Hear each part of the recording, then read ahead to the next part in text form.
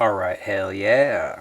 So we got material mechanics, and we're going to go over the transformation equations for plane strain. In this video, I'm really going to concentrate on saying things once, and that's it. So we want to get to these two equations kind of in the fastest way possible.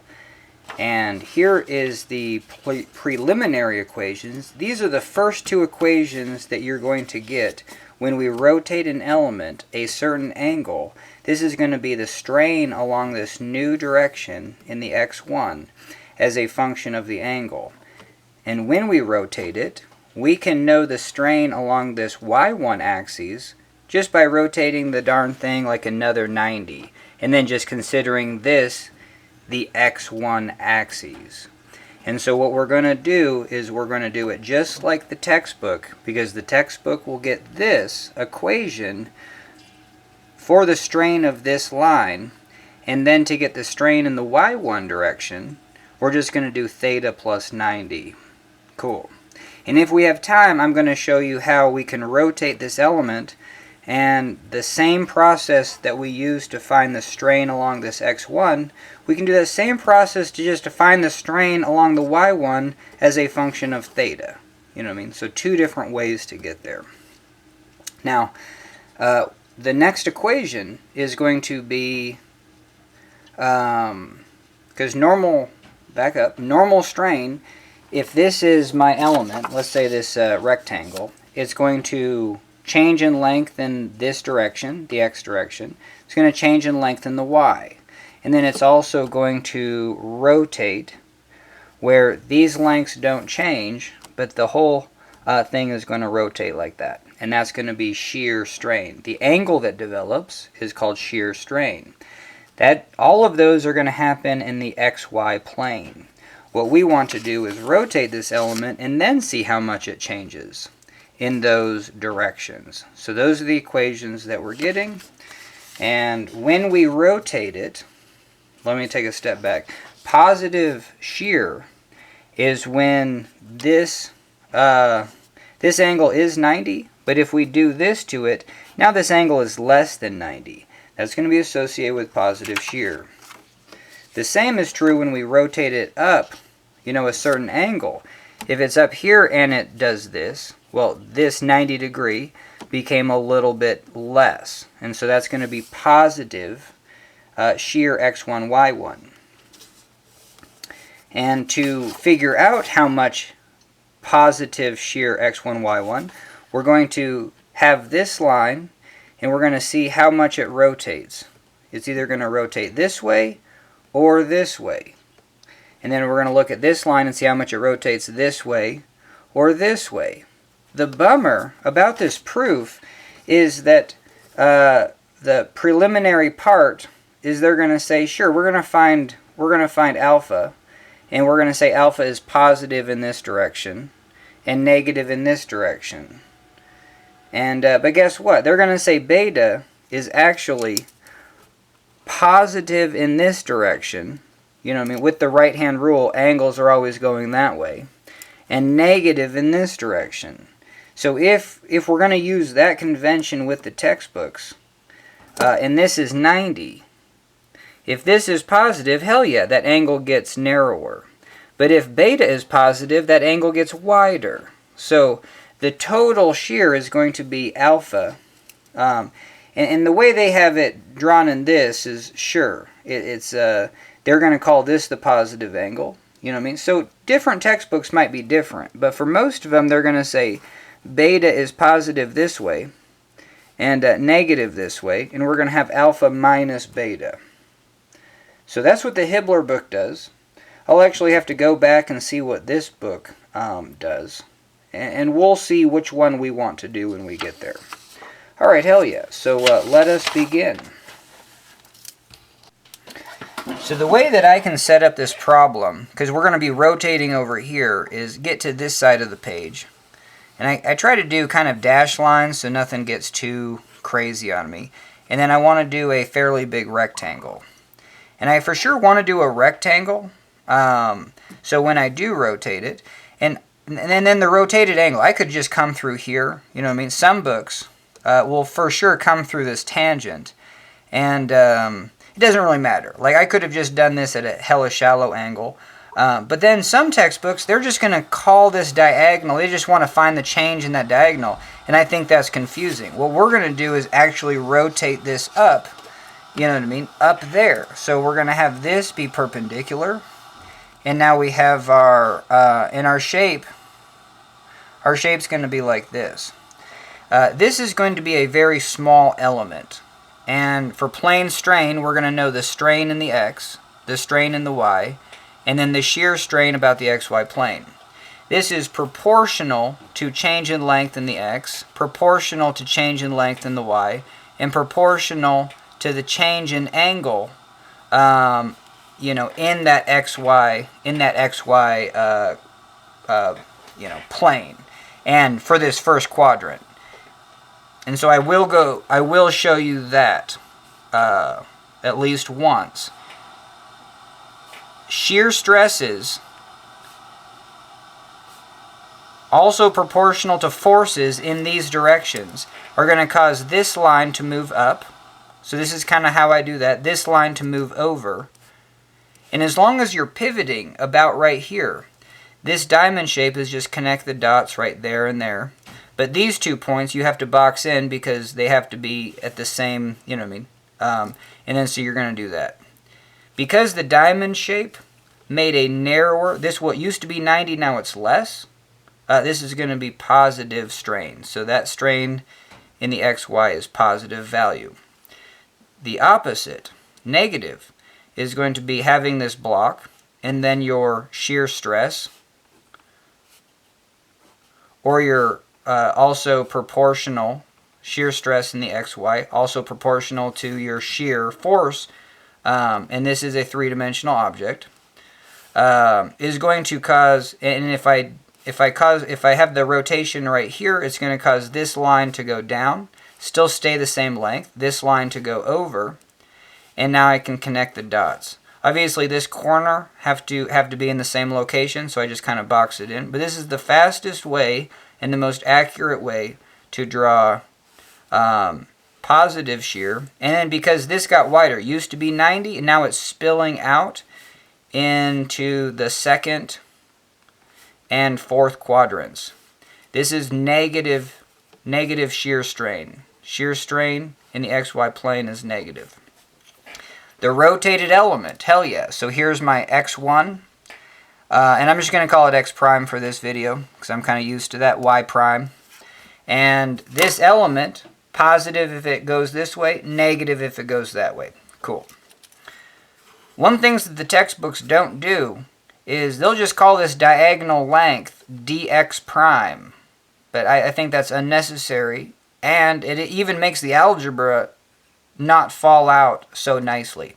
So if I say that this is a small element in the, this is the x direction, this is the y direction. So this is a small element with length dx, small element with length dy. When I rotate it up, this length from there to there also is dx and also is dy. So mentally it's just like, okay, kind of got this figured out.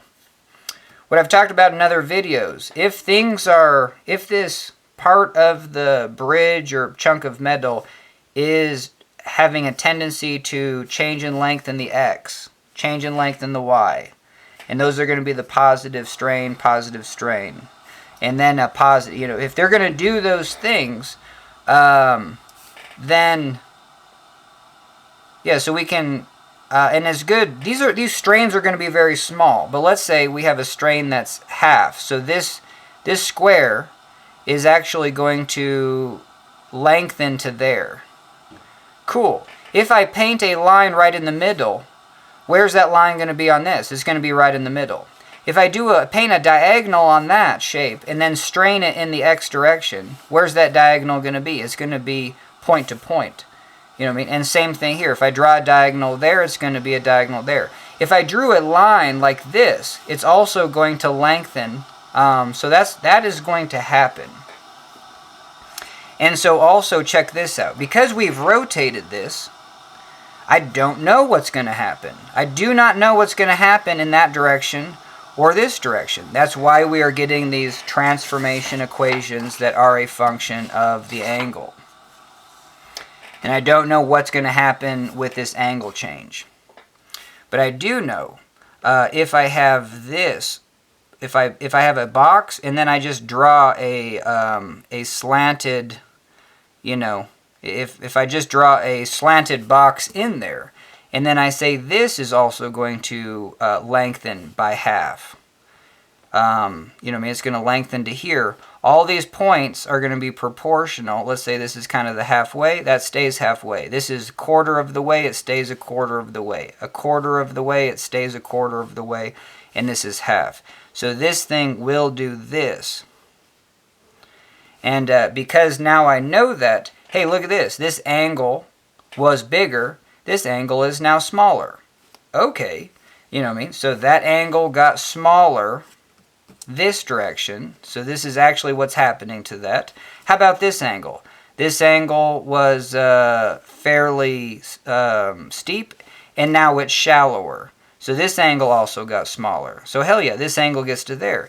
So what we've just drawn here is a negative x1, y1, and we're going to have a negative value.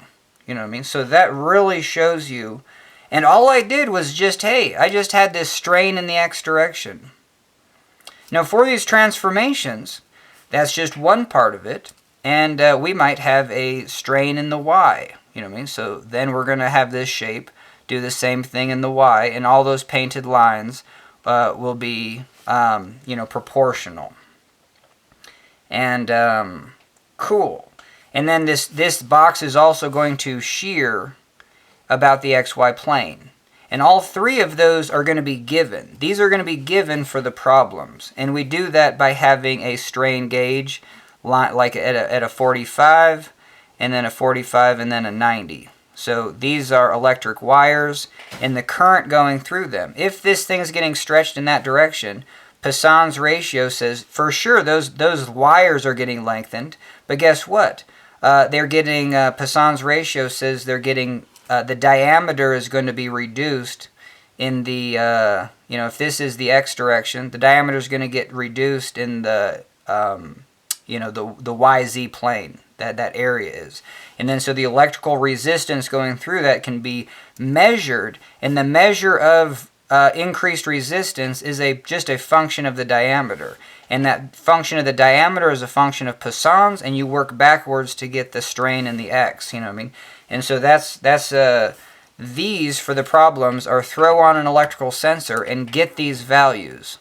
The whole point of doing, rotating the element is to see if this value is now hella.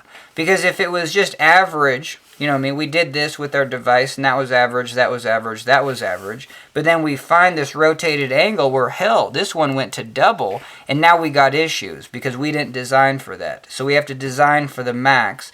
That's the whole idea of what we're doing. Cool. And so because of that, if I need to know what's happening with this, the strain in the x1 plane, which is proportional to the change in length in the x prime direction. And the true definition of strain is change in length in that direction divided by the initial length in that direction. Cool. And so we're going to be spending most of our time finding the change in length in this direction. But then, because this initial length is dx, we'll just divide by dx. So all of our algebra will be up here in trigonometry, and then we'll just divide by dx. And so this is a diagonal line.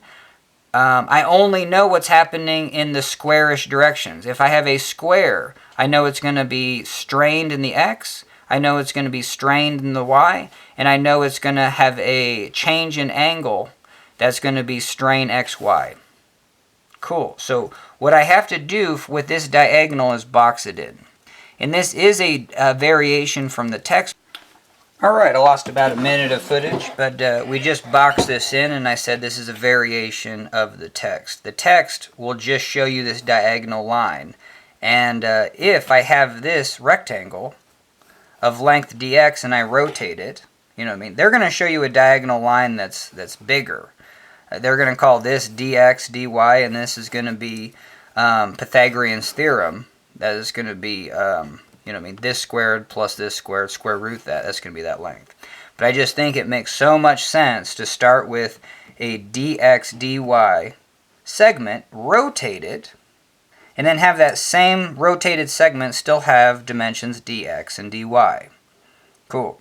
And because of all this, because we're just given the change in lengths in the x, proportional, the proportional change in lengths in the y, and then the proportional changes in angle, the plane strain, the three things that make up plane strain.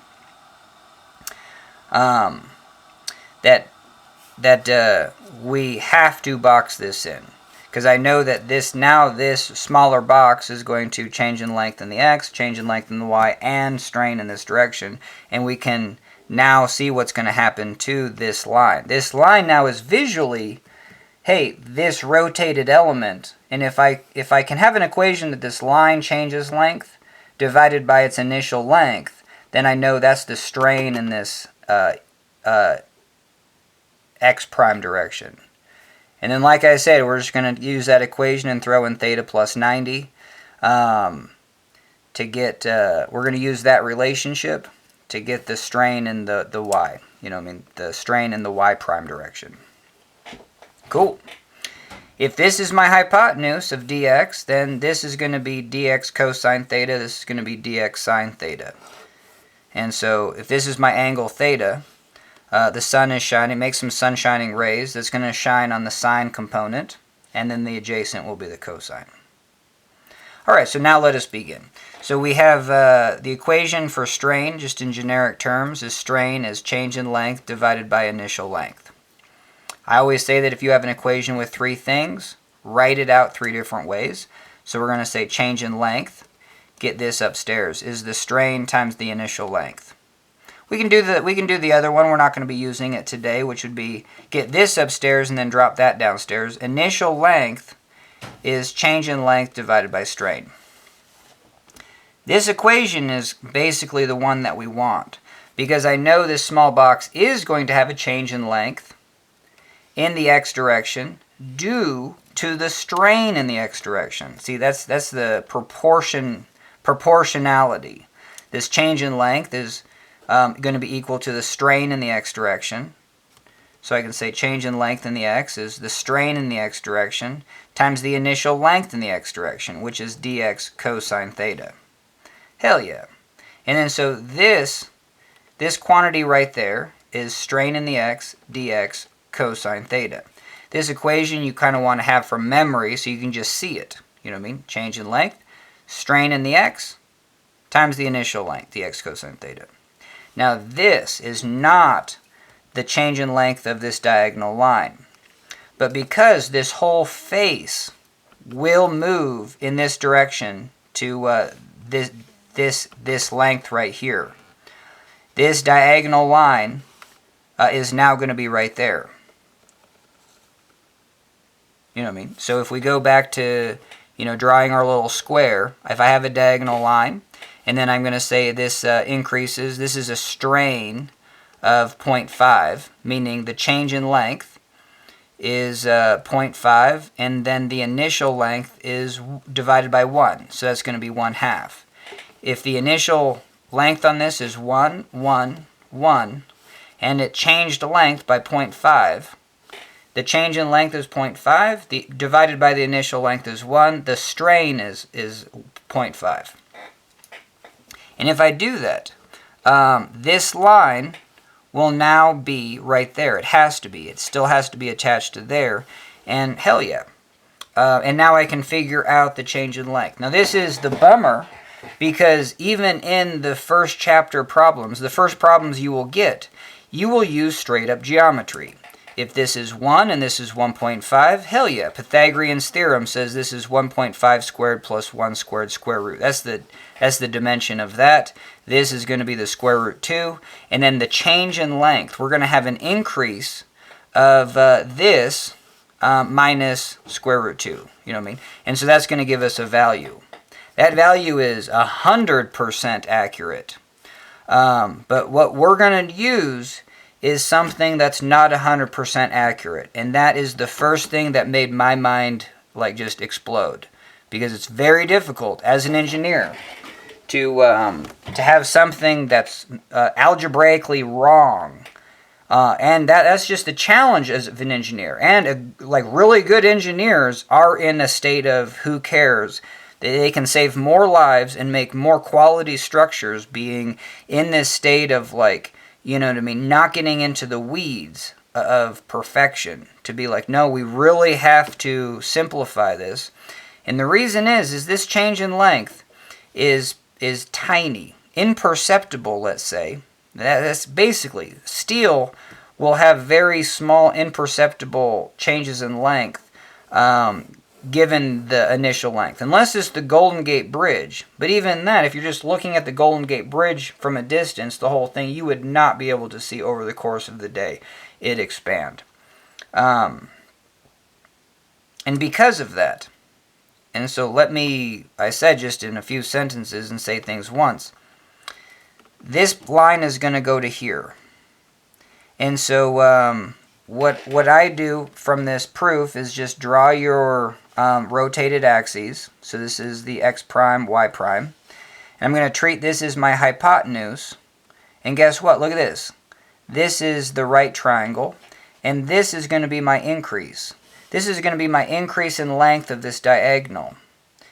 And then if this is theta, I'm going to do this. And for these conventions, you know what I mean, if this is the angle theta, I'm going to say this is the angle phi.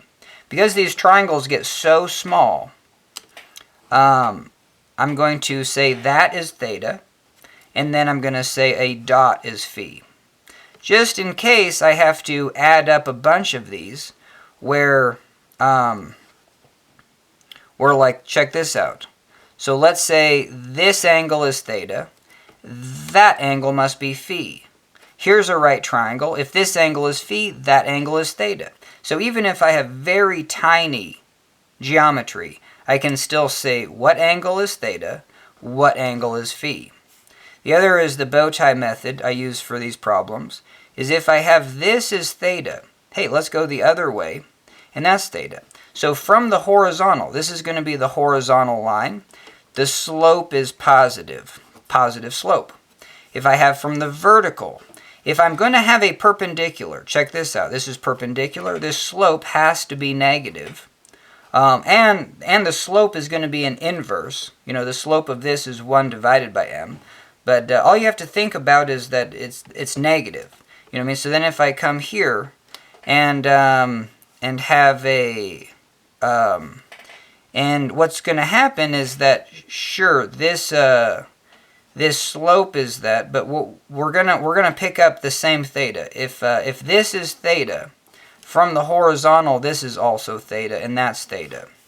So hell yeah, I'm going to, and I'm not going to draw it this way because that would be a positive slope. So I have to come in here and draw a negative slope, and just know that this is theta and this is theta. Alright, hell yeah. So, and then let's not lose what we're doing. We're using the strain in the x to find that change in length of this diagonal. Then we're going to put that aside, and then find the strain in the y and see how much this diagonal changed in length. Put that equation to the side, and then find the strain, this change in angle, and see where this diagonal lies, and find the change in length. And the change in length in that x1 direction is going to be the sum of each of those values that we get. The strain in the x1 direction is going to be the change in length divided by the initial length in the x1. So that's the initial length is dx. And what you're going to see is all of these change in lengths equations, if we do it like this, boxing it in and having our original dx dy rotate and still remain a dx dy rotated element, squaring it, I'm sorry I'm saying this twice, but and this to be dx cosine and this to be dx sine, and then using this as my initial length for the strain in the x, and this the initial length for the strain in the y. And that's going to be my hypotenuse. So right here, this change in length of this diagonal is going to be this. Strain in the x, initial length is dx cosine theta, and it's going to be the cosine component. So we're going to have this squared. So that's that value. And guess what? That value has a dx right in it, and then we're going to be dividing by a dx. So you can see that that'll just go away, and then our strain is just ex cosine squared theta. That's going to be that term, and we're going to have two more terms. Cool, so let's do the other two terms. The hardest thing about this is that your triangles get real small. So this is my squared in little element, and we're going to strain it in this direction. We're going to have a change in length of this direction. That's going to be strain in the y, this is the change in length formula, times the initial length. That initial length is dx sine theta. Strain in the y times this initial length.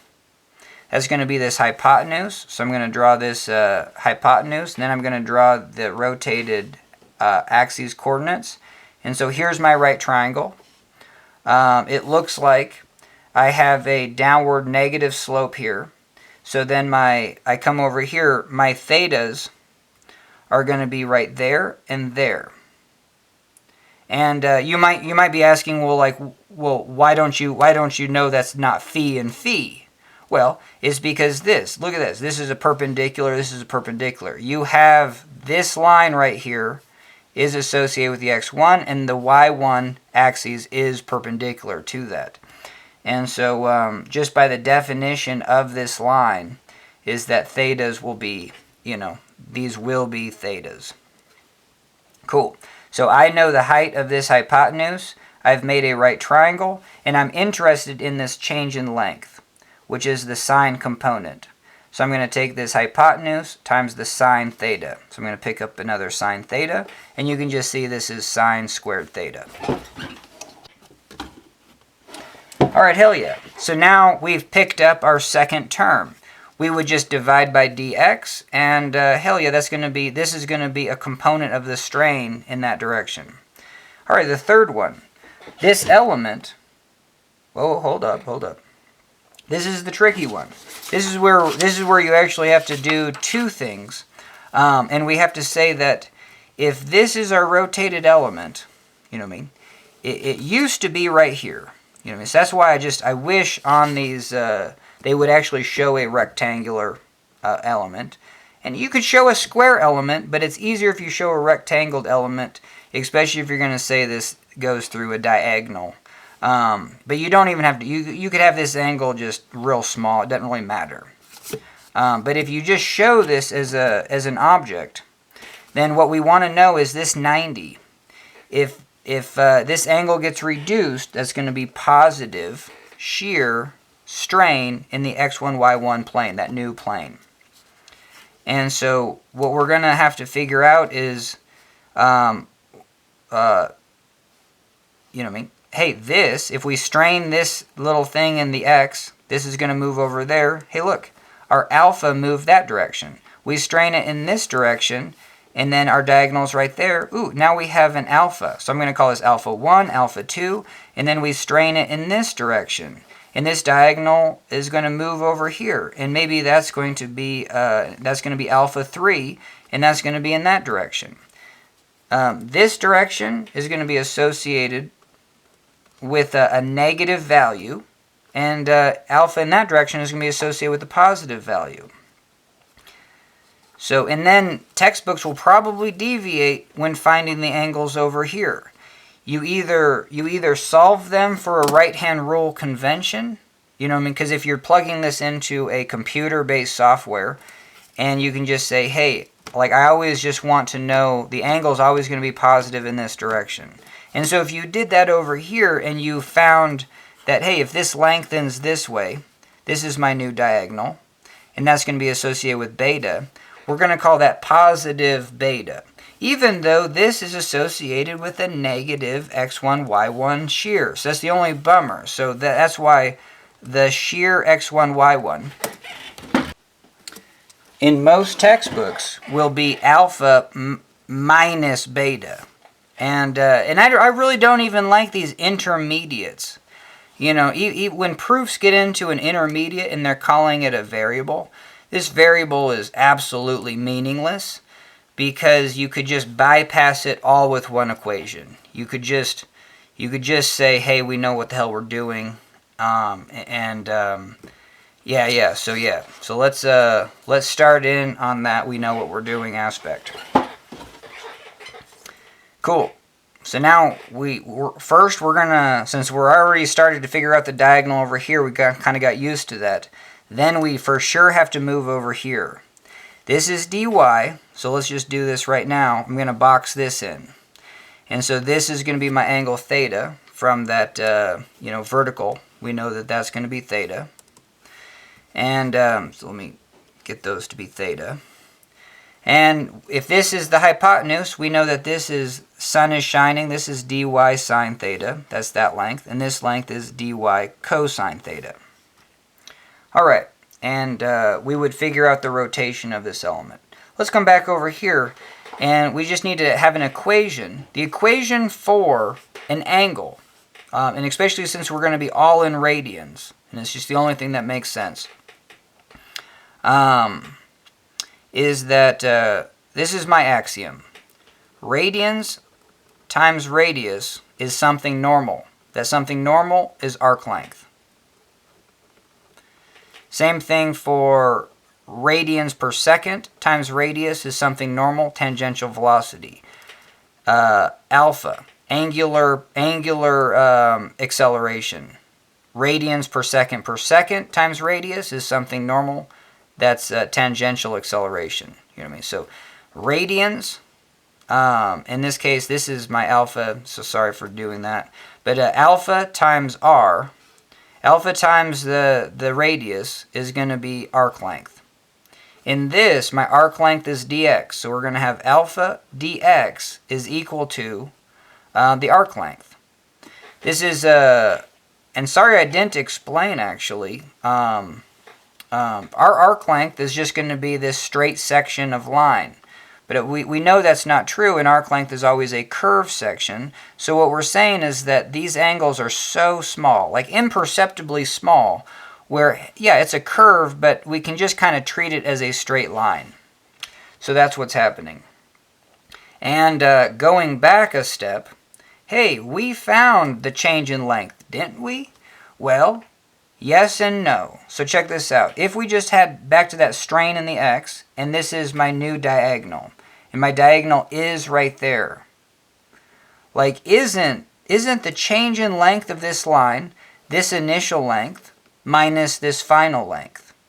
And you might think that we got it, but check this out, because what's going to happen is that, yeah, from this point you should be dropping down your y1, x1.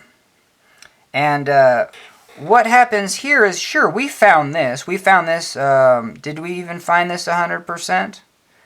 Not even quite. Because this is not theta. This angle is now theta minus alpha. If this angle appears to be alpha, this is theta minus alpha. So then, I know this length for sure. But, hey, this change in length is going to be, this value, my hypotenuse, times the cosine of theta minus alpha. So that's one place. And that's just going to give me this value right here, where I know this is a curved line anyway. And then so I'm going to have a little bit of miscalculation right there. Because if this is the radius, and then I rotate it down this way, if this is the radius, and I take a perpendicular to it, and then rotate it down, well, this same radius of dx will not hit that tangent. It can only hit that tangent that one location. So you got two aspects where, and that's for another video, but I'm just showing you out the location where those errors are accumulating. You're fine and dandy as long as you're dealing with metals, and because the strains, the changes in lengths, in those directions, and the changes in angles are very small. Alright, hell yeah. And that's same error is going to happen in this change in angle. This change in angle alpha, we are, one, just assuming that this arc is going to be a straight line. And two, we're going to try to figure out the dimension of this straight line based on this hypotenuse again, and just the angle theta, where that angle isn't theta, it's theta minus alpha. We're trying to find alpha, and it, you know what I mean? So then you just, from an algebraic perspective, is then you kind of have an equation that is a function of itself, but those changes in angle are so small. So this is where you just say, hey, we're fine with approximating it. But that'll be for another video to really blow this up and show you, because the first problem in this chapter requires you to find even just a problem that is made of metal, has normal little strains, and you're getting the change in diameter to 3 decimal places. But guess what? If you use the equations that were, the strain with the rotated angle and stuff, this third decimal will be wrong. And so you can't even, so this isn't even accurate to 3 decimals compared to the original accuracy. But that's fine. I mean, it's still going to be 0.1% error, and you're going to be fine with that. But it's just fascinating also to make other videos on, like, hey, I want to know that. I want to know that these are approximations, but solid when dealing with metals. But I still want to know the error, you know what I mean? Because that's super frustrating to go through all that proof, and then the first problem, wants you to do it from just general geometry, and you go use the proof equations that were derived, and you can't even get the 3 digits in the back of the book to match. And that's absolutely maddening. But that's where this error comes. And like I said, one time through, so enough said on that. Alright, hell yeah, we got some more juice. And then I guess I just realized, like, we solve for the strain in the x1, but we just showed it like this, and I just kind of mentioned that we had 3 parts. Here's the y component, and that's going to be a sine squared.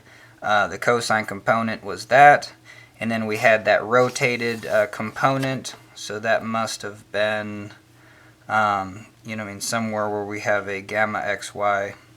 Where was that? And did I even do that one? Oh, bizarre. Okay, yeah. That's why I didn't complete this one, is because we're talking about radians, and when this element has a shear strain, we get a angle to form. So this is our shear strain in the xy. This is what this rosette, this electric rosette, is going to give us. For the problems, these are what's going to give us based on a little bit of electricity and a strain gauge. We're not going to have 360 of these and then glue them on in every single direction, because then you would get the value and you'd find out what direction is going to be the biggest. We just have to do this once and know that we have equations. But hell yeah, so this is the angle of this little thing that's going to rotate that way. And we want to know this hypotenuse. And we spent our time saying that, sure, this is going to be the arc of a circle, but we're just going to square it off. This length is going to be approximately just fine. And the radius here is dy. And, no, I apologize.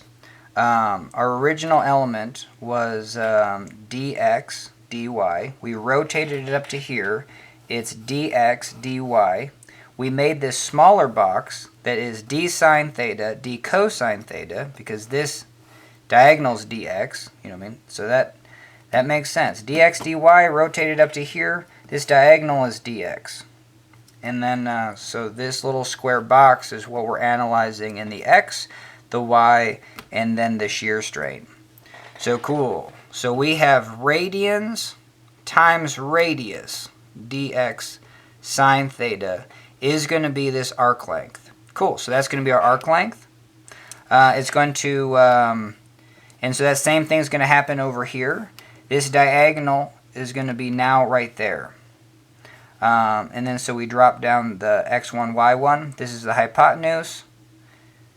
This is theta. This is theta. We're using the horizontal, finding the angles. And so if I know the hypotenuse and I know this is theta, I'm interested in the cosine component. This is going to be the change in length due to the shear strain about the xy plane. So cool. We're going to take that value of the hypotenuse and just multiply it by cosine theta. And then this is going to be this value right there. That's going to be the change in length in the x prime direction. And so, therefore, the strain in the x prime direction is going to be these changes in lengths. So we have these changes in length. So we have ex dx cosine squared theta plus ey dx sine squared theta plus gamma xy dx sine theta cosine theta. And that's the change in length. Strain is change in length divided by initial length, and your initial length is dx. So that just makes the proof just so, everything just comes out like that. And so now I'm going to write down our first equation. And this equation is in this form of, hey, we just got it. We got it in terms of theta, and we could be a happy camper. You could throw this into your calculator, be just fine. Cool, so let's write this in. So we have the strain in that x prime direction is going to be the strain in the x. Bummer. We already factored out the dx. So that's going to be the strain in the x cosine squared theta plus the strain in the y sine squared theta plus gamma xy sine theta cosine theta. Hell yeah. Alright, so now we can put this aside because we're going to try to find the shear. So let's grab a new sheet of paper. And this is also a skill, just to be able to kind of draw this representation fairly efficiently. X direction, Y direction. We have our rotated angle. We seriously do not need to go through this. That's the other thing. That's just like, do I need to go through this point? Hell no.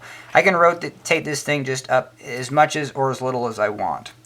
But if I do this, then you can kind of see the difference between my approach and the textbook's approach. This is dy, this is dx. This distance is still dx. This distance is still dy. I'm going to drop down and drop over a square box. This square box has dx cosine theta in length right here and dx sine theta. Okay, now what we are interested in is y prime, x prime. I'm interested in how this box changes. That means I'm interested in the change in angle of this line. This line is going to rotate. And check this out. If this line rotated about this point right here, I would measure its rotation like half here, let's say. That's the same thing as this is pivoted right here and just kind of rotated up to a new location. So keep that in mind too. Or if I found that over here it's going to rotate, this line rotates like this. That's the same thing as this line being here and it's rotating like that. So we're gonna have this as our fixed point because I want to know if this 90 narrows or increases. And that's going to give us the shear about the x1, y1. Again, these problems are shear strain where we know the strain in the x, the normal strain in the y, and the shear strain in the xy plane.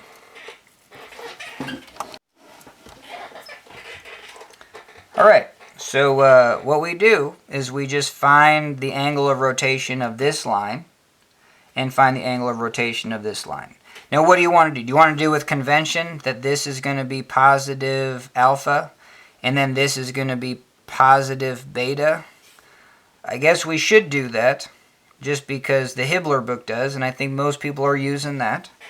And but still, it seems like pointless, because just, find the change in angle in that direction and then add them, which I think is kind of what the gear book does. The gear must do that if they show this and say it's alpha plus beta and beta is going in that direction. That just makes the most sense.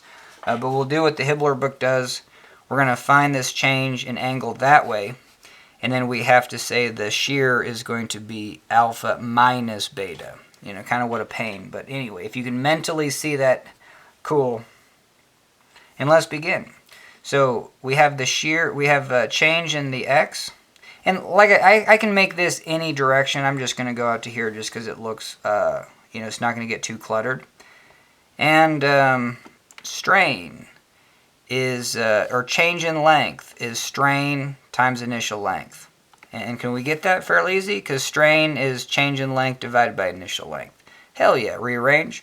These are about the only two you're going to need. You're not going to need the other third one. So yeah, so this length right here is strain in the x, dx cosine theta. Alright, so very similar to the other thing. And then we have this hypotenuse right there. We're going to make our coordinate system like this. And now we can see that this is our right triangle. If this is the hypotenuse to this right triangle, this is theta. Again, for this one, this is theta, and if we have a vertical, this is perpendicular, this is theta, this is theta.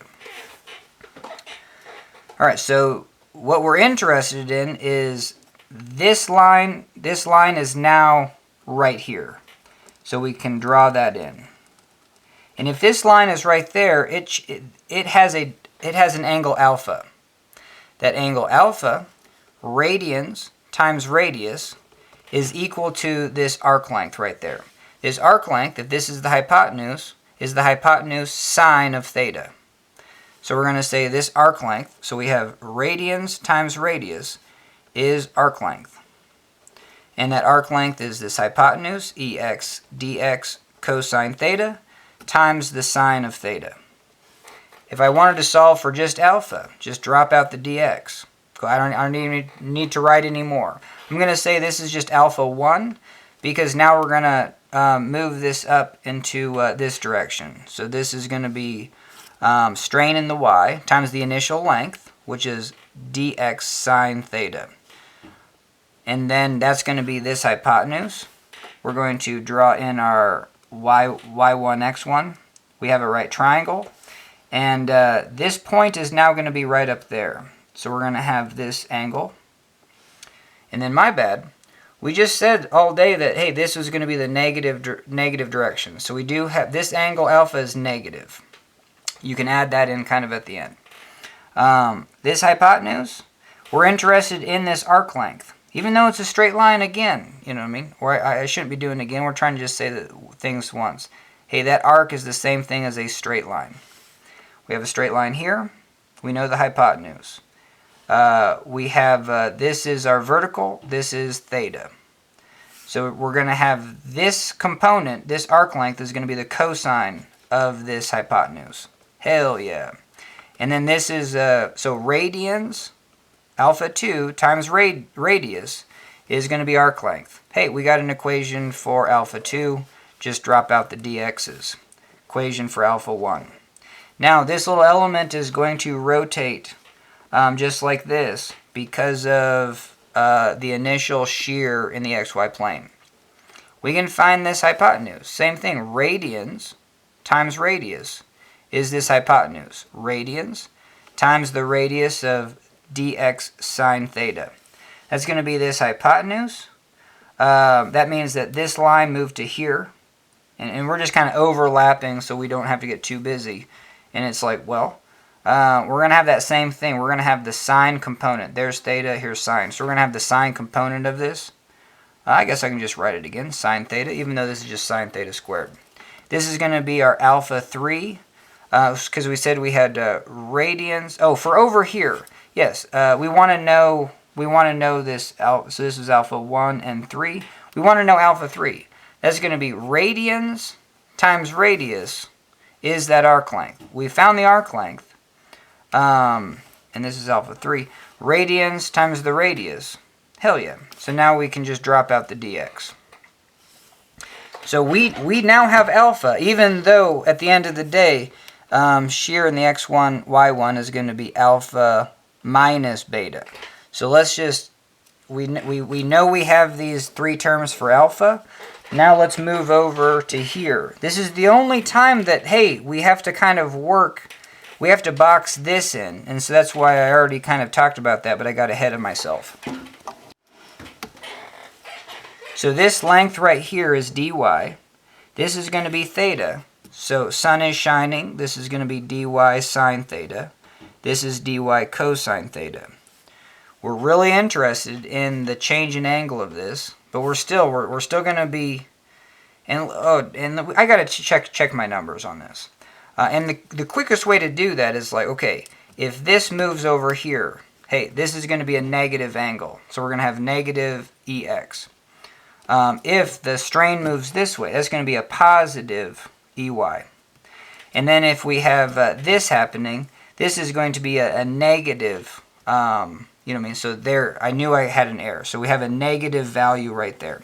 So we have negative, positive, negative. So keep that in mind. That's for sure you're going to make that error. I'm glad I caught mine. And it's fine to make the error, just catch it. Over here, we're going to have to alright, so over here, I'm going to still use this as my pivot point. Even though over here I said this was the change, this was the positive, you know, positive strain causes a increase in length. So this rectangle went to here.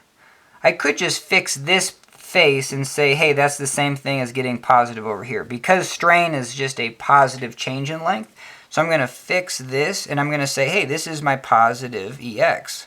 So I have strain in the x times the initial length is dy sine theta. This is going to be my change in length, you know, just of this due to the strain in the x direction. All right, hell yeah. And so if this thing is going to be over here, this point's got to be right there. And then we can see that this angle is going to be beta. It's going to be in the positive direction. I can keep on top of that. I'm going to draw in my x1, y1.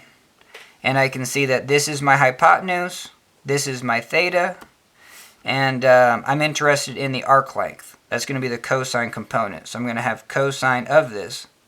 And then what's radians times radius? So we have beta radians. And then the radius right here is a dy. So it's the only thing different than analyzing this.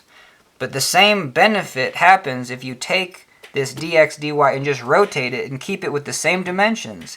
And then box in the diagonal. Hell yeah. Radians times radius is dy. And then the arc length is going to be this. And it's going to be as a function of dy. Drop out the dy and now we have our angle B1. These angles are going to be adding, what they call it, superposition. So now we're going to say that, hey, this thing is going to have a positive change in length in the y direction due to the strain. Strain in the y times the initial length in the y, dy cosine theta, is going to cause this hypotenuse. We're going to draw in the x1, y1, and then we're going to find, and that's this diagonal is going to be right there, and then so we're going to get this angle to form. This is going to be a negative, so this one was for sure positive. This arc length is going to be this hypotenuse. So we have, here's the theta, so it's going to be hypotenuse times sine theta. So we're going to have a sine theta. That's going to be the arc length. We said that radians times radius, so we have radians times our radius of dy is equal to this arc length. Drop out the y's, and here's our B2. All right, now the same thing. This thing is going to shear this way, so we're going to have this angle to form. And this is associated with positive xy shear. And so we're just assuming that these are all positive. And our equation is going to be in assuming if these are positive. And then if we get a problem where one of these are negative, we're just going to throw a negative value in. Alright, I need to double check myself because I just said this beta was a negative. So I always do it at the very end. So because this changed in length in the y, the diagonal went up here, the angle went that way, and we're saying right hand rule is positive angles that way, it's going to go that way. So this was a negative. This was going to be a negative value for B2. So we can just we should do this right at the beginning. Hey, if this positive shear, my diagonal is going to be there, we're going to have another negative B. So this is going to be B3.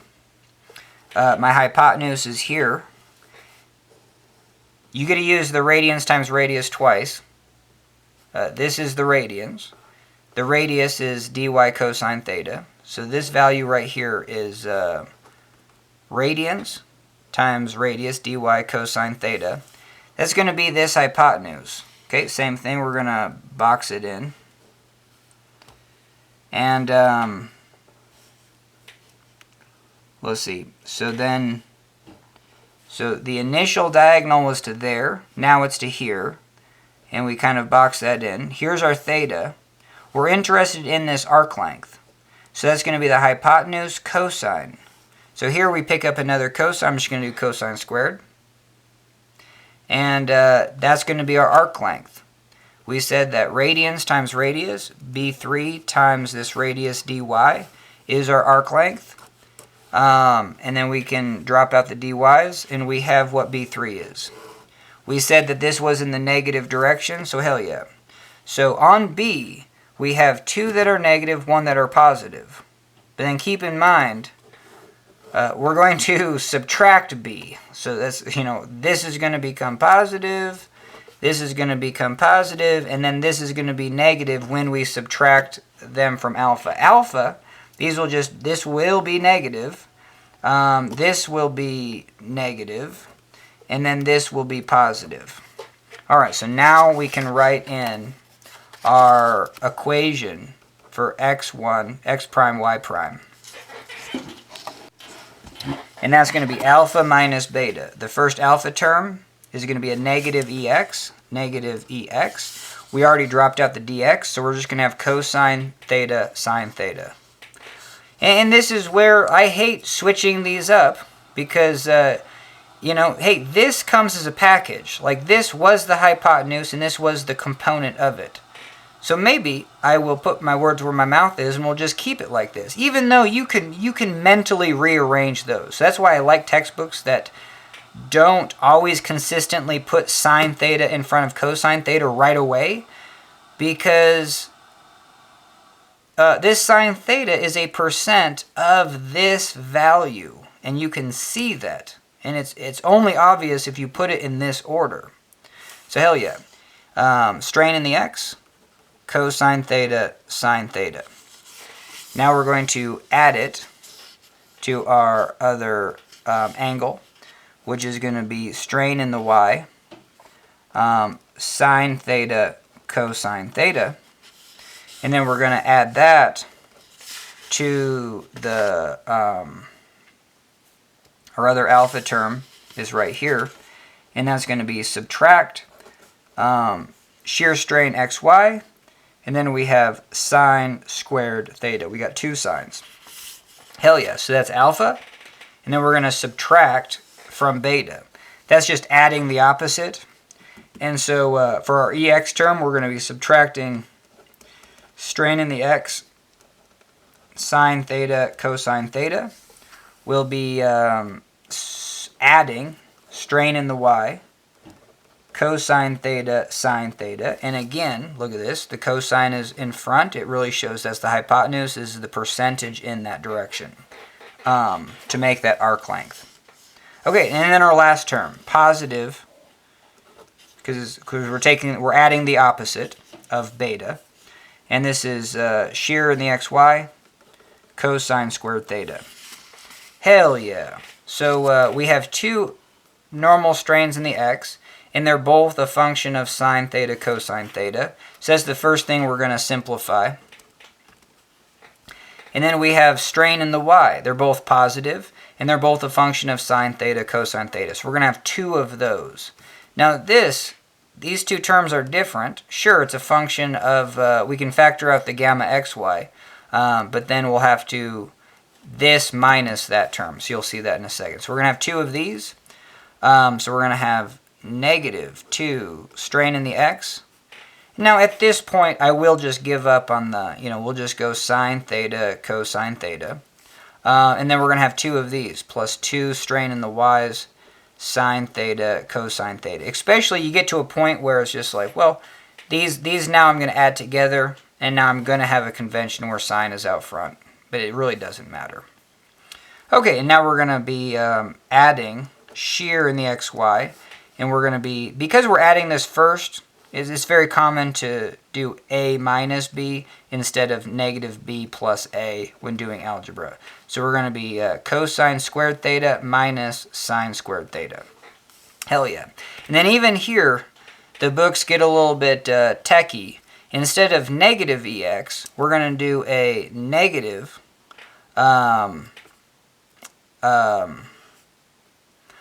then we're going to do two things at once. Sorry for doing two things at once, but we really want this as a, we want to know half the value, because that's going to help us when we do our more circle. For whatever reason, it just comes out a little bit nicer for that. That's my explanation currently. And so we're going to do two things. Obviously, we're going to factor out the 2, so the 2 is going to go away. Here, we're going to have to divide by 2. Okay. But for this negative ex plus ey, we're going to do a negative parentheses positive ex minus ey. And I will take a moment, because I think that, that gets me all the time. Like, I don't like it, but let's do this. So I have let's just say I have a negative ex plus ey. That's exactly what we have going on right there. And now we're going to turn it into negative ex minus ey. And if mentally you just don't see this, like I don't see this mentally typically. I can, if I go another month, then I'll just be like, nah, I'm back at square one. So what we're going to do is we're going to take this value and check it out. We're going to multiply, give me some room. We're going to multiply it by negative 1 twice. You know what I mean? This is very similar to being like, hey, if I have 1 over 2 plus 1/4, well, here I would multiply 2 divided by 2. Like, really, you're just multiplying by 1, and so no biggie, but it's helpful in that you can change this up. And then you can do 2/4 plus 1/4, and you can get to 3/4. You know what I mean? The algebra works out. Same thing here. This is all we're doing is multiplying by, and I'm thinking I'm the only one that actually does it this way, because it's taking something very simple and then trying to make it like foolproof. So I have a negative 1 times negative 1. Well, hell yeah, that's the same thing as just multiplying by 1. We haven't done anything different. And so now I can just FOIL some of these through. So I'm just going to FOIL the first one through. I'm still going to have the negative 1 right there, but I'm going to FOIL this through. And, you know what I mean? And, I mean, I don't know. You can, there's a, I think you'd be able to do that. Hell yeah, that's just going to turn this into a positive ex. I don't want to do it. I could do this in 10 steps, and I just don't want to. But hell yeah, so we have a positive ex and then minus ey. That's all we did. And then we just have this negative out front. That's the same thing as negative ex minus ey. So that's the, hell yeah, just get to it. And we did it. So that's what we're going to do here. We factored out the 2. We're going to make this a negative positive ex minus ey. That's the same thing. If we FOIL this through, we get a negative ex, positive ey. Cool. Hell yeah. And now we're going to have sine theta, cosine theta. Over here, we're going to have a shear xy divided by 2. And we're going to have cosine squared theta minus sine squared theta. So right here, this is the form that we've gotten it in. No, it's not. Right here. So here is, without trig identities, we have it now in this form. And, but this form isn't differentiable And so what we're interested in is the max. We want to know the max number, and we can find a max or a min if we differentiate this with respect to theta. There's going to be some angle in here that's going to generate a max or a min. And so that's why this is difficult to differentiate. That's why we do sign identities. Trig identities. All right, hell yeah. We're not going to be under an hour, but at least this is the first attempt going through without spending 3 hours. So we have our two equations that are not very nice to differentiate, but we do have them. We have the strain about the rotated axes. And this is, again, where I don't like the textbook approach of just saying, hey, we're just going to throw in a theta plus 90. But again, we rotated this element up an angle, and now we're going to we found the strain in this. Sure, it's the strain of this diagonal, but it's also the strain of this entire face. All right, hell yeah. And then so if we rotated it another 90, this element would just be, like this thing is here, now it's here. Rotating it another 90 just means it's this direction. So this is still the dx, and the equation still applies. And so this equation will still give us the strain in this direction. Sure, the strain in this ex prime direction is going to be this at theta plus 90 is going to be the same strain as the strain in the y prime direction when theta was just theta. All right, hell yeah.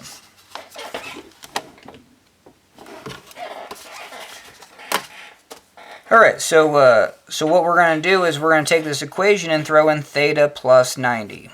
And that's going to be strain in the y prime direction is just this equation with theta plus 90.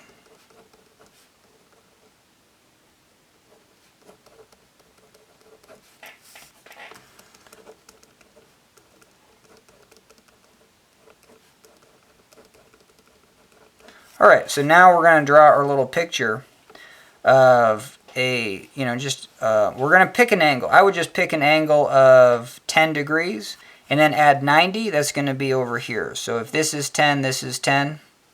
And and I just want to find the cosines and sines.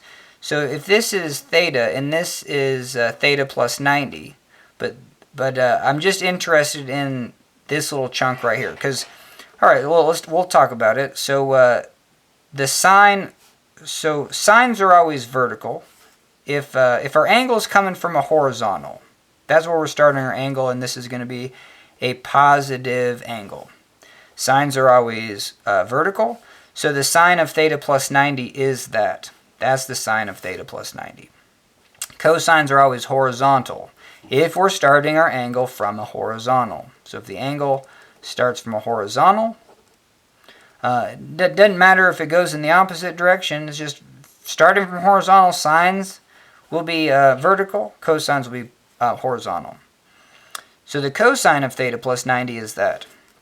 And what we find is that if I'm trying to find, I can see that the sine of theta plus 90 is the same dimension as this cosine theta.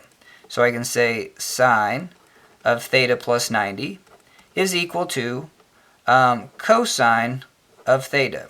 Now let's just make sure our sign convention works. This is positive x, positive y, positive x. And so sine of theta plus 90 is a positive, and cosine of theta is also a positive. So we're check on reality there. Well, let's do this next one. Cosine of theta plus 90 is going to be this. And this is a negative number. Magnitude-wise, it's equal to sine theta.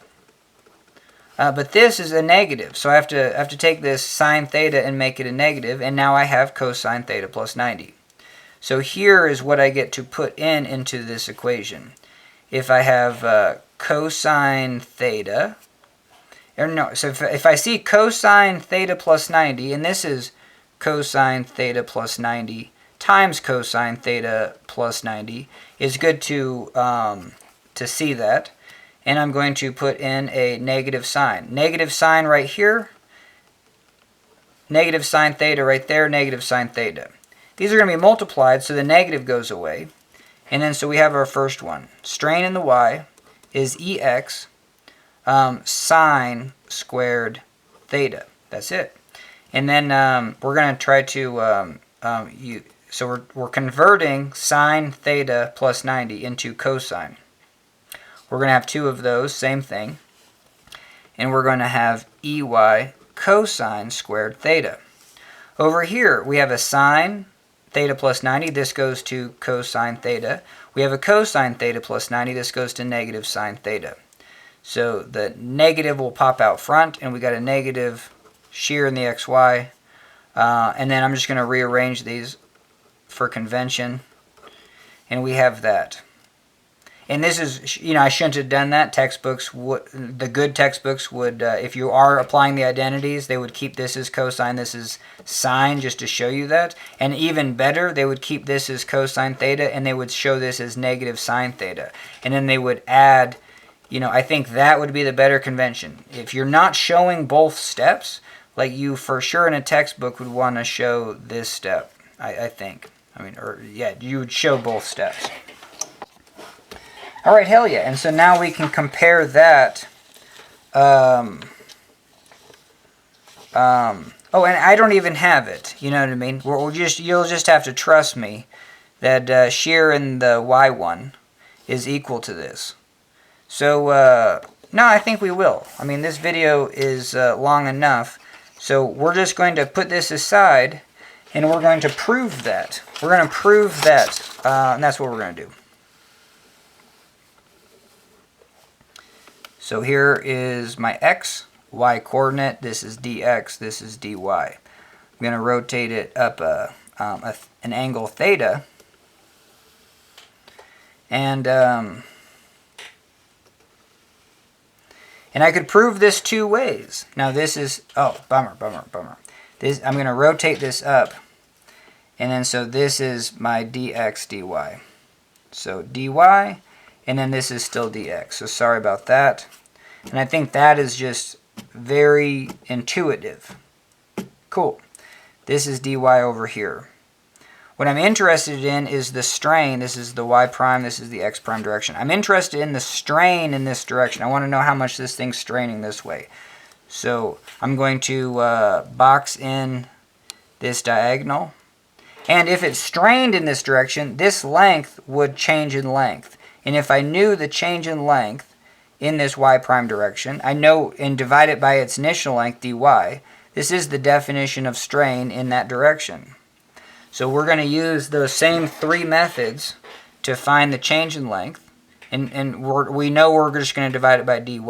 And the cool thing about boxing this in like this is that my change in lengths will be a function of dy. This is theta, and this is dy cosine theta, dy sine theta. We're going to have positive strain in the x direction. Even though this is going in the negative x, it's still positive strain is making this thing bigger. And so this value of change in length is going to be strain in the x times the initial length, dy sine theta. That's the hypotenuse, and then we're going to draw in our axes. Hypotenuse, and draw in the horizontal, theta, theta. Draw in the vertical, negative slope, theta, theta. So this is theta. This is my right triangle. And I'm interested in this change in length part. We're going to have a sine component. So hell yes. So that is going to be the change in length in the y prime direction due to the strain in the EX. So then we're just going to, this is a component of that change in length. Come up here. This thing's going to strain in the y. And again, it's because we're given strain in the x, strain in the y, strain in the xy plane. This is going to change in length in that direction by a strain in the y, initial length, dy cosine theta. That's going to be the hypotenuse. We're going to draw in the coordinate. Cool. This is going to be my angle theta right there. I'm interested in the cosine component. That's going to be the change in length of this diagonal. The diagonal is now up here. You know what I mean? So that's the new diagonal, and its change in length is that value. So cosine squared. Hell yeah. And then when we shear this, it's going to be this angle. And that what's going to happen there is that this diagonal is going to shorten. Okay, so hell yeah, we're going to have a positive, positive, and a negative. And we can kind of go back to our things like, yeah, positive, positive, negative. So we're on the road to figuring out that strain in the y. Everything's matching. And this is going to be radians times radius. So this hypotenuse, or this diagonal is now going to be right here due to this rotation. And this distance, radians times radius, is that arc length. Small angles, this arc length is just a straight line. So we have radians times the radius dy is that hypotenuse. And what we want to know is how much, draw in our x prime, y prime. This is our hypotenuse, right triangle. This is theta, theta. And I want to know this change in length. So we're going to have a sine component. And, oh, my bad. Sorry about that. This hypotenuse is radians times radius. This is the radius. That was an error. So if this is the angle, this is the radius of that angle. So this length is radius times radian. Radians times radius. Radius is dy cosine theta. Hell yeah. And now we can say that's the hypotenuse of this right triangle. This is theta. We're interested in the change in length, which is going to be a sine component. So we're going to have sine theta. Hell yeah. And we're going to say this is going to be a negative change in length. So cool. So that's going to be our change in length due to shear. This is going to be a positive change in length. And let's just double check. If we go this way, this diagonal increased. If I go this way, this diagonal increased. And if I go this way, this diagonal decreased. So hell yeah. So now we got it. We got the strain in the y prime direction. Strain in the y prime is going to be the change in the length in the y prime divided by the initial length in the y prime, which is dy. So it's going to be all three of these values divided by dy, and that's going to give us the strain. So the strain in the y prime is going to be strain in the x sine squared theta plus strain in the y cosine squared theta minus strain in the xy. And I'll just rearrange these. Sine theta, cosine theta. And booyah. So we did it. You know what I mean? Not too hard. So that's one way to do that. And we can show, let's do it one more time. Alright, hell yeah, we're going to do it one more time. Because this really solidifies that you can get there in multiple different ways. And again, I just really think it's very useful to start and rotate the same element. And so we're going to, so this is if we rotated theta, but now we're actually going to rotate this element the full theta plus 90. And so now this thing is going to be all the way rotated, where this is going to be, if this is dy and this is dx, we're going to rotate it here and then rotate it all the way over here. So this is going to be dy. And then we have a dx. Cool. And now I want to know the strain. This is y prime. This is, this is our new x prime axis, and this is our y prime axis. And this is just our theta. And so, hell yeah. And well, I guess a little, this is going to be theta plus 90. I'm still going to call this theta. Because if I called this theta plus 90, I would, yeah, I think it's, yeah, I don't know. Yeah, that's probably a confusing thing right there. But the reason I'm doing that is because I'm going to box this dimension in, and then this is theta. if this is theta plus 90, then this is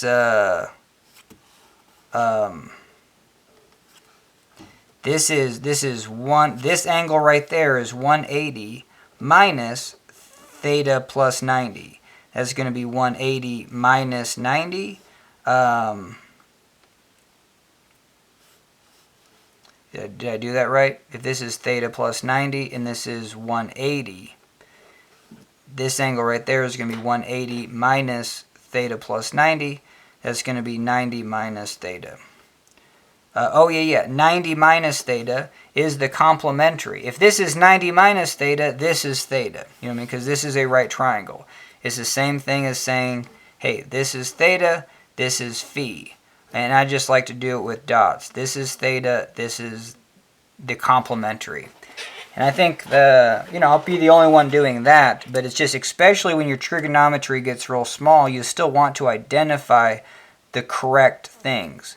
So even just if I have a very small right triangle, I can identify it's a right triangle, and I can identify that's theta, and I can even identify that's the complementary angle. All right, sweet. So the only thing I messed up right here is this is dy, this is dx. Sorry about that. So this is dx. I rotated it up here.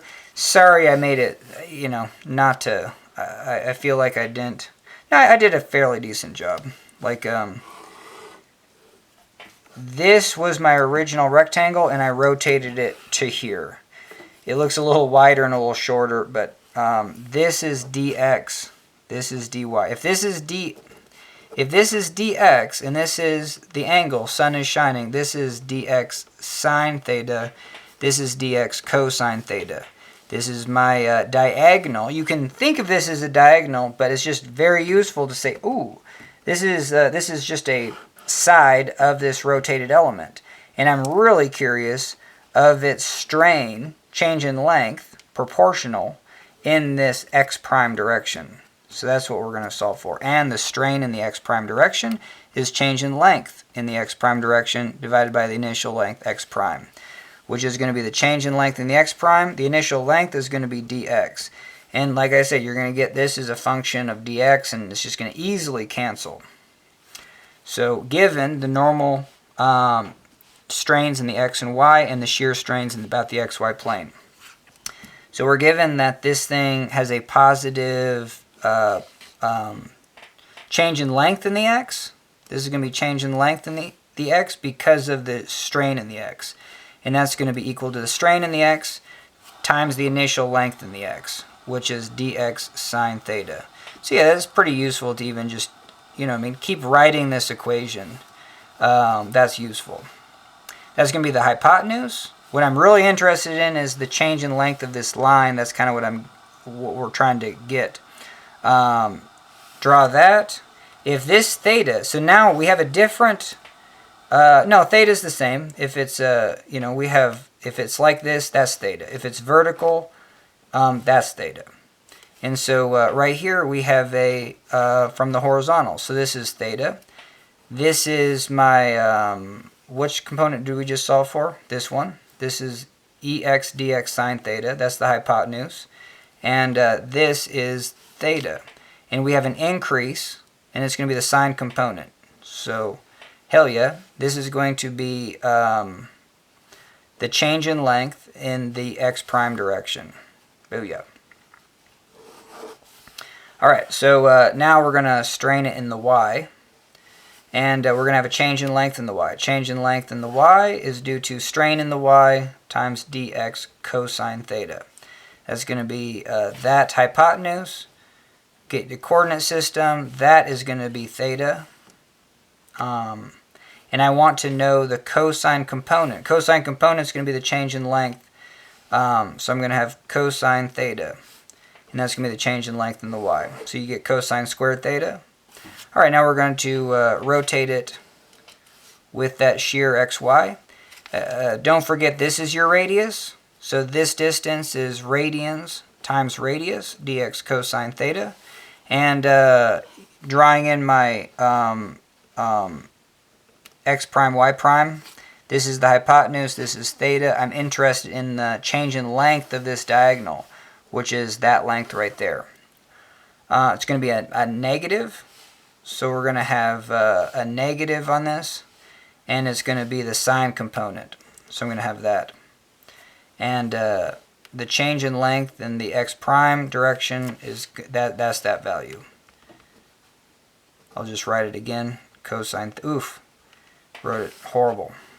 Anyway, so there's our three values, and we're going to have to divide by the initial length, which is just dx, so the dx cancels, sorry, and then we have strain in the x prime direction is strain in the x, sine squared theta, plus strain in the y, cosine squared theta, minus, it wasn't this a minus direction, sorry, minus strain in the xy, sine theta, cosine theta. And hell yeah. And so that is going to be the strain in the y prime. Even though we rotated this whole thing and found the strain in the x prime direction due to this angle, and yeah, maybe we shouldn't have done it that way. This was theta plus 90, but if this was theta plus 90, we got that in terms of theta.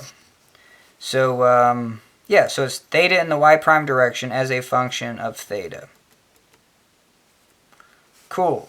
And the trigonometry gets sucky if you start to do this in terms of theta plus 90. Like, I can't do it. I physically have to say, well, if this is theta plus 90, you know what I mean? I can only work within 90-degree trigonometry. Even though you can be successful and work past 90, I just think it gets hella complicated.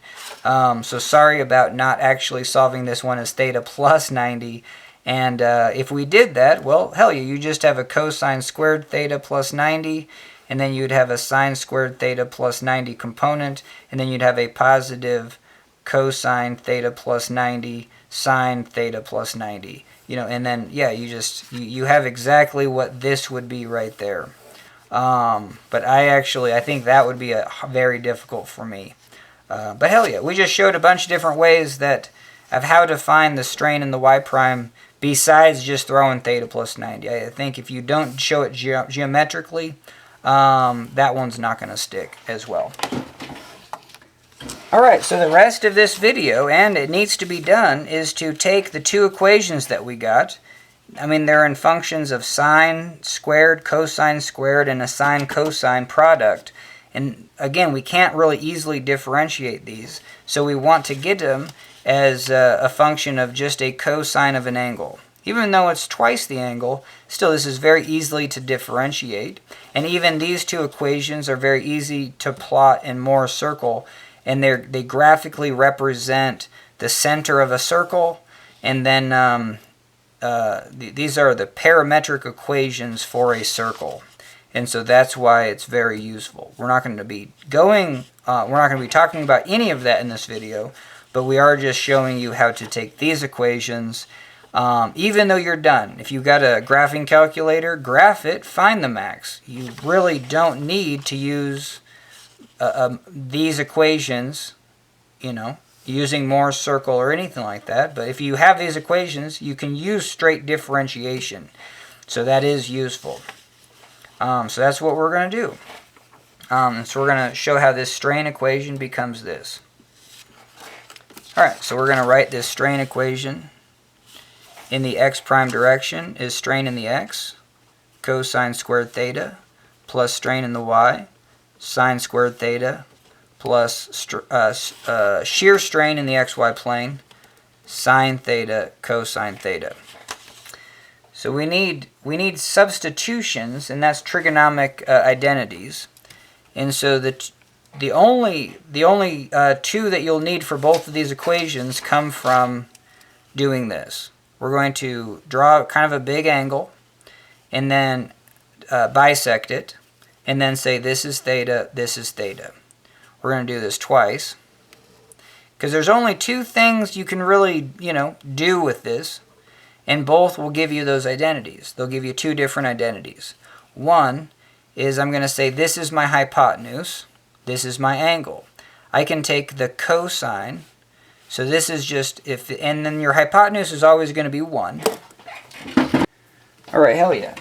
That's the only probably tricky thing about this, is just having a hypotenuse of 1, and even, I'll write it in at least. And, cool. So if this is the hypotenuse of 1, this dimension right here is cosine, because if this double angle, this would be the sine component. This is cosine of 2 times theta. That's it. Hell yeah. And then so how do we get there? Well, we're going to start with this known value of 1, drop down a cosine. This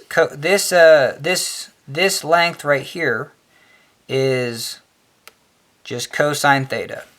You know what I mean? Because you do have an imaginary 1 right there, or just a, hypotenuse of, if this original hypotenuse is 1. But then think of this new length as a hypotenuse of this right triangle.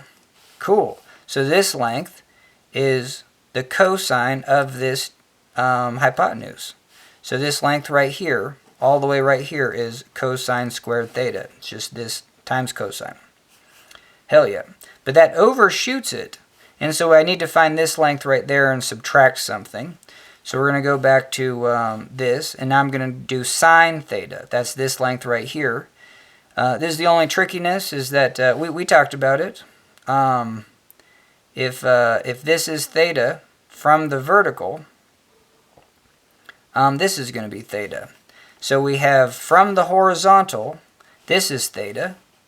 Okay, hell yeah, so that matches that. And that's going to be a positive slope. And then so from the vertical, this is going to be theta. So we have a vertical, and hell yeah, so this is theta. And then this length right here was sine theta. If this was 1, this length right here is 1 times sine theta. This is my new hypotenuse with this angle, and then I'll make a right triangle. And I'm interested in this length right there. Oh, booyah. That's going to be this hypotenuse, which is sine theta, and we're going to take the sine theta of that. So it's like taking the hypotenuse and then getting that percentage. And you're just doing that like 2 times in a row. So that means that this component is sine squared theta. So now we got the equation cosine 2 theta is equal to cosine squared theta minus sine squared theta. And even in our equations, hey, I even have a cosine squared theta is minus sine squared theta. You're like, no way. Hell yeah. So booyah. So I have that. And, you know what I mean? Even if you just didn't see this, well, I could solve this for cosine squared theta is cosine 2 theta plus sine squared theta. And then I could solve it for sine squared theta. Get this to the other side, and then I'll have cosine squared theta minus cosine 2 theta. And then in my problem, I have cosine squared theta minus sine squared theta. Cosine squared theta minus sine squared theta. So now I'm going to throw these two values into here, and I'm going to have cosine 2 theta plus sine squared theta minus this term. So minusing this is going to give me a minus cosine 2 theta. Oh, what the hell have I just done?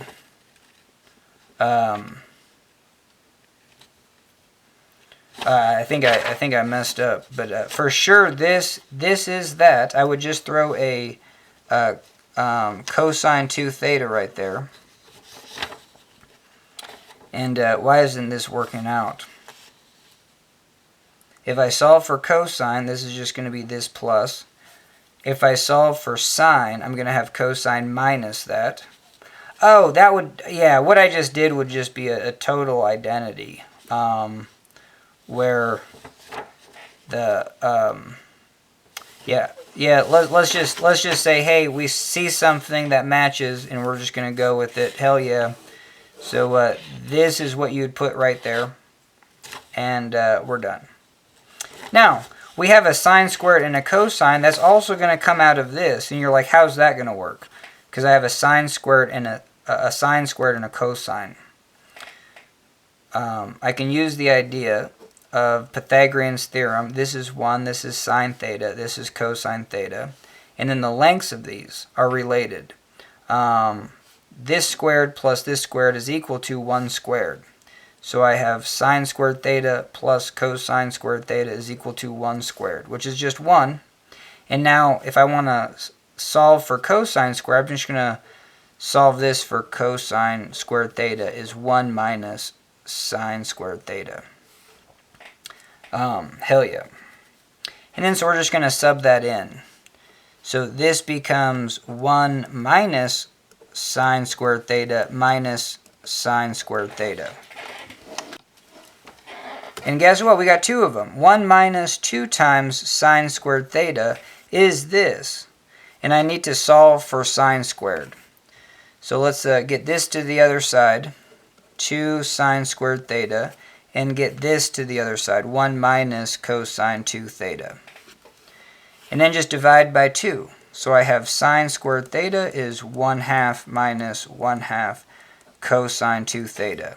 So hell yeah. So everywhere I see a sine squared, I just have one of them.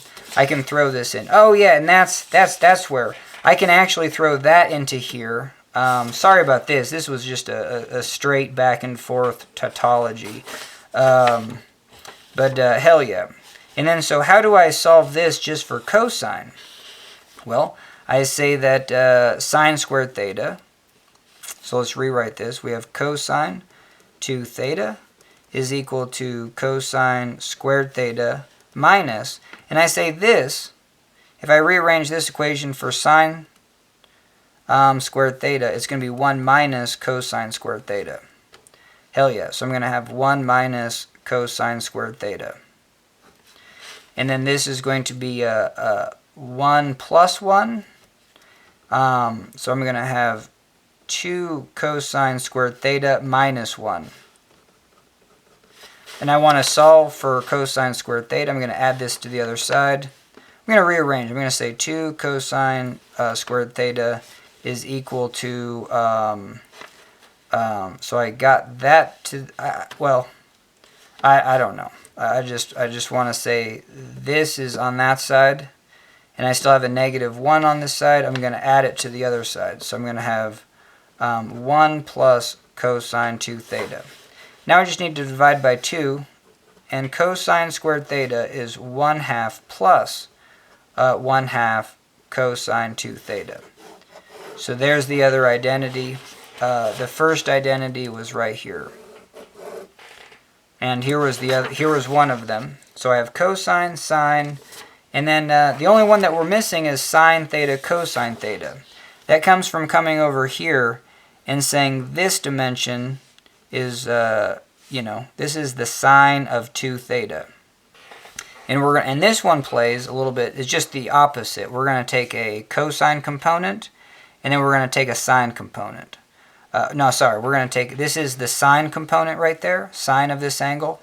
So this is sine theta. If this is my new hypotenuse, and this is theta, this is going to be the cosine component. Hell yeah. And that's going to be this length right there. And we can see that if I get this length, those lengths are going to add. So we have sine theta, cosine theta. And now, so that was starting with this and taking the sine component and then the cosine component. So now we're going to take the sine component, whoa. No, we're gonna take this dimension of 1 and take the cosine of it. So this is a right triangle. This dimension right here is cosine theta. Then we're going to take the sine of cosine, and that's going to be this vertical dimension. And so both of those are going to add cosine theta, sine theta. And you can see that this is just 2 times sine theta cosine theta. And that's going to be equal to sine 2 theta. So you can see that sine theta cosine theta is what I see right here. That's going to equal 1/2 sine 2 theta. And we got our our fourth and last identity for both of these equations. And so now let's at least write these identities one more time. So we have sine theta cosine theta is 1/2 sine 2 theta. we're going to have cosine squared theta minus sine squared theta is equal to cosine 2 theta. We're going to have sine squared theta is 1/2 minus 1/2 cosine 2 theta. And now we're going to have cosine 2 theta 1/2 plus 1/2 cosine 2 theta. Hell yeah. So now we can just straight plug them into these equations. Alright. So let's do this one first. So we're going to have strain in the x prime direction is going to be the normal strain in the x times, so here's cosine squared theta. We're going to have 1/2 plus 1/2 cosine 2 theta. Hell yeah. Now we're going to do plus normal strain in the y. We're going to have sine squared theta. That's going to be 1/2 minus 1/2 cosine 2 theta. Hell yeah. And now we're going to have this identity. So we're going to have plus the strain in the xy times 1/2. So just divide by 2 sine 2 theta. Hell yeah. And it's getting close. Like it's gonna look like this in a second. So how do we make it look like this? Well, we're gonna have one of these that's a half, and then one of these that's a half. So we're gonna have ex plus ey, and we're just factoring out the half. So that's how we get that. We're gonna have ex minus ey. And we're going to have half of those times, we're going to factor out the half and the cosine 2 theta. So we have an ex plus ey, and these are both a factor, minus. So we have ex minus ey divided by 2 times cosine 2 theta. This one stays the same. Shear stress at the xy plane divided by 2 sine 2 theta. And we did it. So hell yeah. And you can do the same thing in the y direction. And we probably should do that to finish. Might as well. But let's move on to this. Let's move on to our next one. So if we have this equation,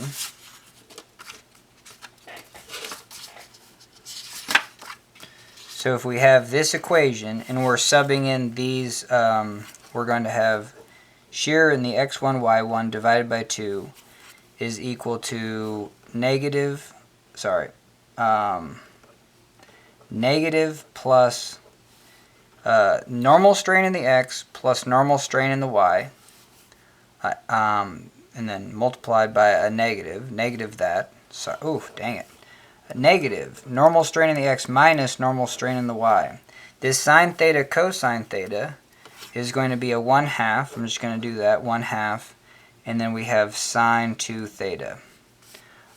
Cool. Now over here, we're going to have, this is going to be, this is just cosine 2 theta. Sweet. So we have normal strain in the xy divided by 2 cosine 2 theta. And that gets us there. That's it. That's all we had to do for that one. And so booyah. So we got them both. Let's see if we can do this in one go, because I wanted to get the strain about the y1 prime direction.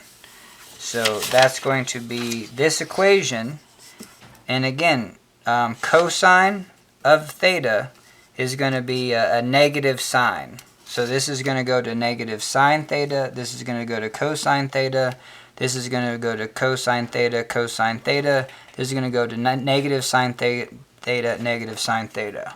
So that's where these are,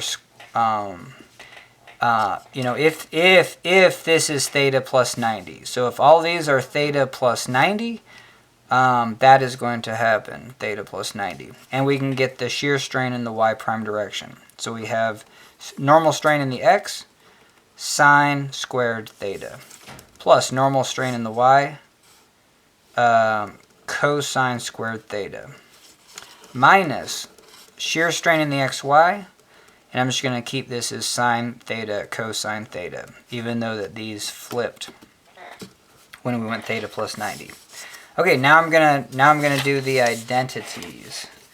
So if I have these identities, I have sine squared. So we have EX. Sine squared is going to be 1/2 minus 1/2 cosine 2 theta plus strain in the y. This identity is going to be 1/2 plus 1/2 cosine 2 theta minus strain in the xy. Sine times cosine is just going to be 1/2 sine 2 theta. Okay, and let's see if we can do ourselves get the final answer at the so we have EX plus EY divided by 2, and now we're going to have a negative EX plus EY, but they're going to do this. They're going to do I don't know, is they're going to do a plus or a minus on this one? I don't know. I mean, they're going to do this. They're going to go negative, positive EX minus EY divided by 2. So that's going to give you a negative EX, positive EY. We're going to factor out the 2 and the cosine 2 theta. Hell yeah. And now we're going to have this last term is just the same. Nothing happens with that. Sine 2 theta. And now we're going to compare this with this. So here was the strain about the x1. If we rotated this 90, now we for sure got to talk about that, because you're like, well, not much changed. This still remained cosine 2 theta, and this still remains sine 2 theta. The only thing that changed was this became, well, and let's see if I didn't make any errors, you know what I mean? It looks like these two became negative, and we're going to see if that's the case. So what we're going to do is we're going to take a angle, maybe about 10 degrees, and we have to relate it to this equation. Like, we have this equation, and we want to say theta plus 90. So if this theta is 10 degrees, oh, sorry about that. This cosine is going to be a cosine of 20 degrees. Because if I throw in a theta is equal to 10, I'm going to double it. And I'm going to get that. And I'm going to have this cosine component. And then if I go theta plus 90, so I have 2 times 10 is 20. And then I'm going to go 2 times 10 plus 90. That's going to be 2 times 100. That's going to be 200. And so if this is 20, no,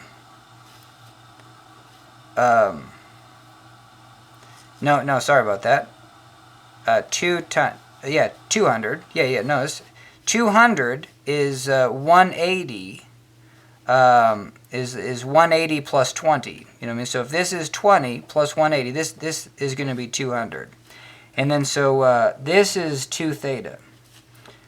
So if my initial theta is 10 degrees, 2 theta is 20, theta plus 90 is a rotation of 180. So when we see 2 theta, and I go theta plus 90, that means that if this is my length of theta, 2 theta, this is 2 theta, then 2 theta plus 90,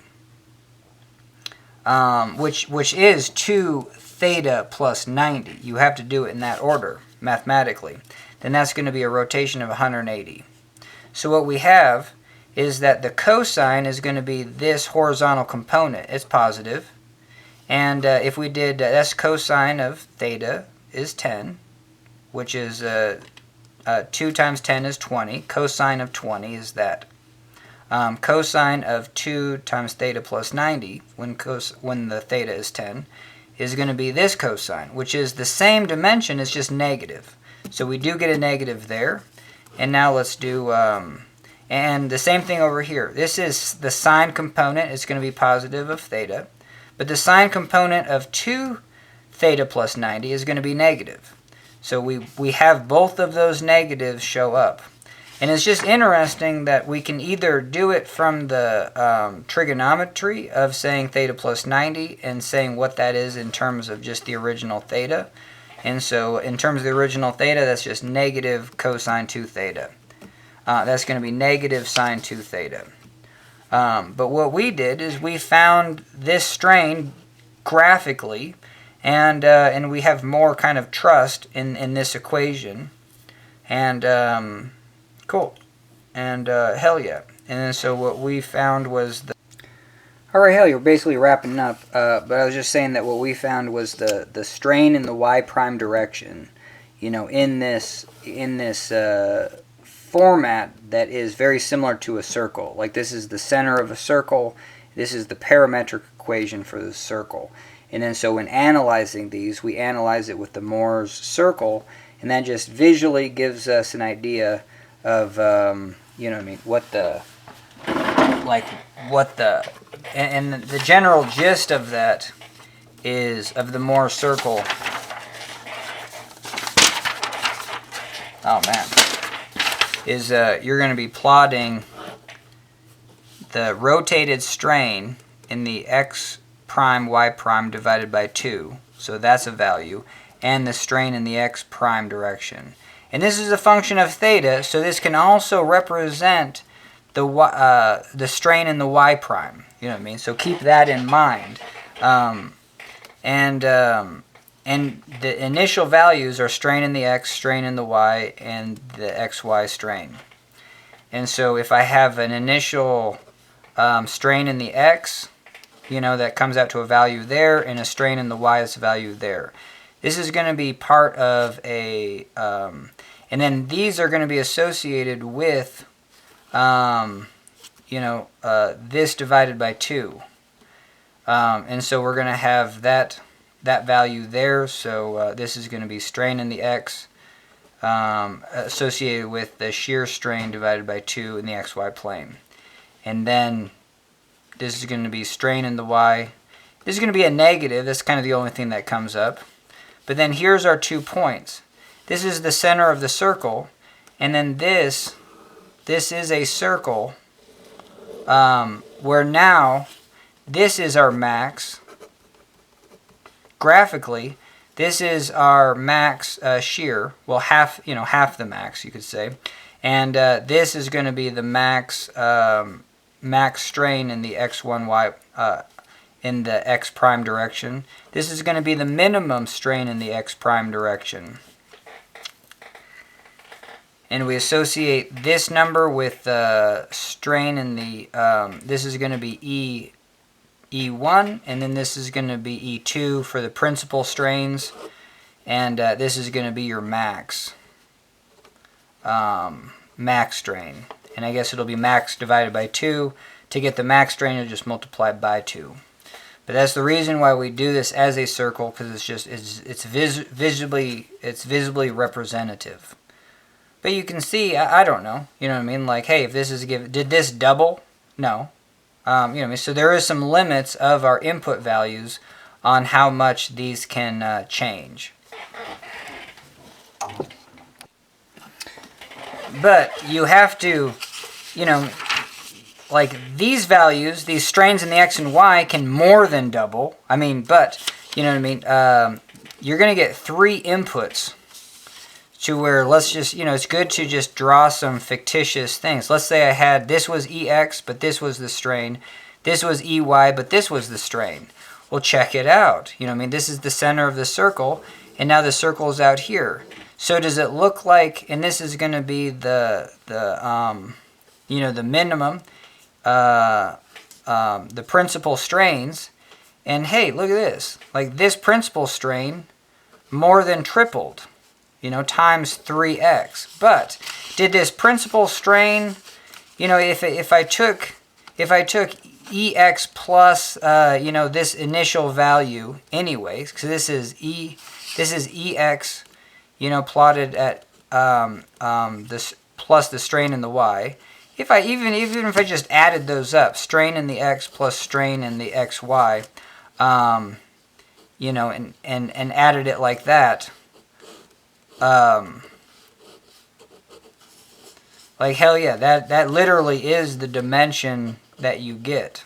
You know what I mean? So there is, it's like, I find it useful to kind of play around with this, just have a general idea of like how much can the strains increase, but you're always given these all three of these values initially. So sure, the strain can have any sort of x, 100x, 1000x, but strain plus the normal strain plus the given shear strain, even if you just added all three of these numbers up, you know, that might be an interesting thing. If you added all three of these numbers up, the max can never be twice that number. You know what I mean? So just having some sort of idea of what you're going to get bigger values when you rotate. The whole idea is, yeah, you're going to rotate this element and you're going to get bigger shear values,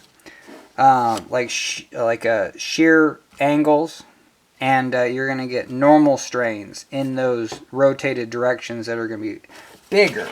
And the whole idea of material mechanics is that number for the change in length per unit length, the strain in a direction, or the amount of angle rotation can only be certain numbers.